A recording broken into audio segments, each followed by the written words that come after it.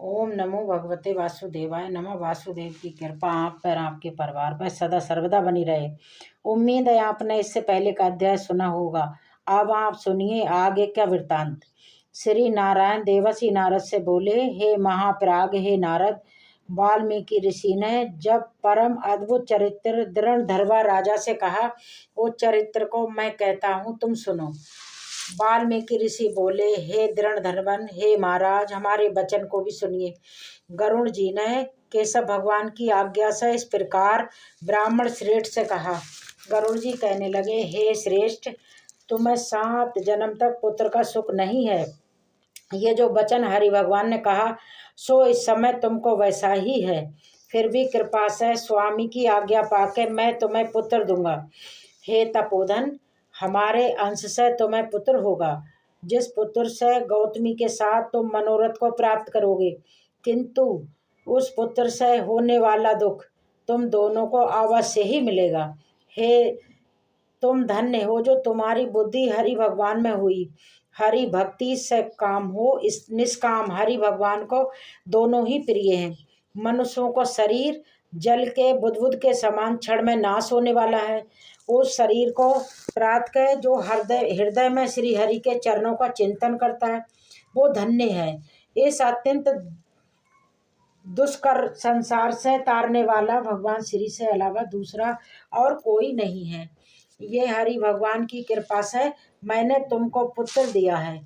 मन में श्री हरि को धारण कर सुखपूर्वक विचार और उदासीन भाव से आप संसार के सुखों को भोगो।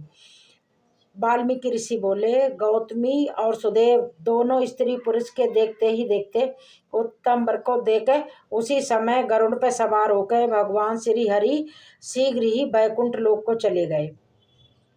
सुदेव शर्मा भी अपनी पत्नी के साथ अपने मन के अनुसार पुत्र रूप वर को पाके अपने घर को आया और उत्तम गृहस्थ आश्रम के सुखों को भोगने लगा। इसके बाद कुछ समय बीतने के बाद गौतमी को गर्भ ठहरा और 10वां महीना प्राप्त होने पर गर्भ पूर्ण हुआ। तब गौतमी ने एक उत्तम पुत्र को जन्म दिया और पुत्र के पैदा होने पर सुदेव शर्मा बहुत प्रसन्न हुआ। श्रेष्ठ ब्राह्मणों को बुला के जात कर्म संस्कार किया और स्नान कर ब्राह्मण श्रेष्ठ सुदेव शर्मा ने उन ब्राह्मणों को बहुत सारा दान दिया। ब्राह्मण और सज्जनों के साथ बुद्धिमान सुदेव शर्मा ने नामकरण संस्कार किया।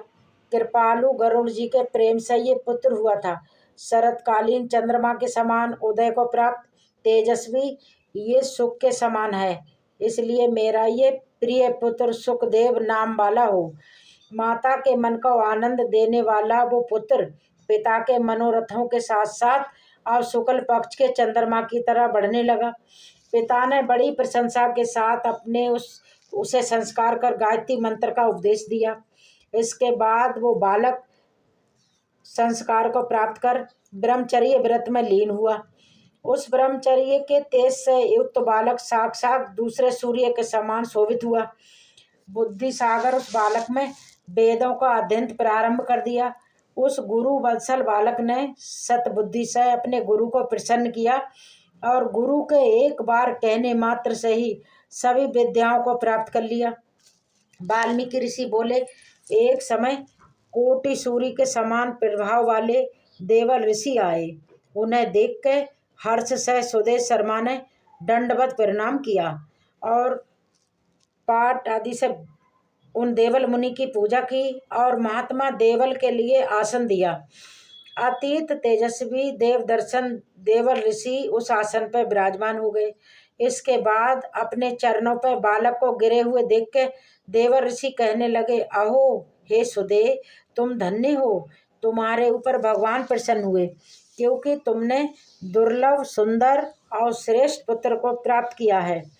ऐसा विनीत बुद्धिमान, बोलने में चतुर, वेद पाठी और श्रीमान पुत्र तो कहीं भी किसी की यहाँ नहीं देखा। हे पुत्र, यहाँ आओ। तुम्हारे हाथ में ये कौतिक क्या देखता हूँ? सुंदर छत्र, 2 चामर, ये रेखा के साथ कमल, जानु तक लटकने वाले हाथी के सूंड के समान ये तुम्हारे हाथ, कान तक फैले हुए विशाल लाल नेत्र, शरीर गोल आकार का त्रिबली से युक्त थे। इस प्रकार उस बालक के विषय में कह के उस ब्राह्मण को उत्कंठित देख के देवल ऋषि फिर बोले, अहो हे सुदे, ये तुम्हारा पुत्र तो बड़ा गुणों का समुद्र है। गंधर्व को संदार शंख के समान, उतार चढ़ाव युक्त गला वाला, ऊंची छाती, लंबी गर्दन, बराबर कान, बैल के समान कंधा, इस तरह समस्त लक्षणों से युक्त यह पुत्र श्रेष्ठ भाग्य का निधि है। लेकिन एक बहुत बड़ा दोष है जिससे ये सब कुछ व्यर्थ हो गया। इस प्रकार कह के सिर कपाते हुए लंबी सांस लेके देवल मुनि बोले, पहले आयु की परीक्षा करना, फिर लक्षणों को कहना चाहिए। आयु से हीन बालक के लक्षणों से भला क्या लाभ है? हे सुदेव, तुम्हारा ये पुत्र 12वें वर्ष में डूब के मर जाएगा। इससे तुम मन में शोक बिल्कुल मत करना। अवश्य होने वाला निसंदेह होकर रहता है। मरना औषधि देने के समान उसकी कोई प्रतिक्रिया नहीं है। वाल्मीकि मुनि बोले, देवल मुनि इस प्रकार कहकर ब्रह्मलोक को चले गए और गौतमी के साथ ही सुदेव ब्राह्मण ये समाचार पाकर धरती पर गिर गया।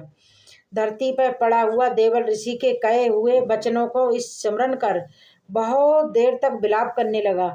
उसके बाद उसकी पत्नी गौतमी धैर्य धारण करते हुए पुत्र को अपनी गोद में लेकर पहले प्रेम से अपने पुत्र का मुख चुम्बन करके बाद में अपने पति से बोली, हे द्रुजराज, होने वाली वस्तु में कभी भय नहीं करना चाहिए। जो नहीं होने वाला है वो कभी नहीं होगा, और जो होने वाला है वो तो होकर ही रहेगा। क्या राजा नल, रामचंद्र और युधिष्ठिर को दुख प्राप्त नहीं हुए?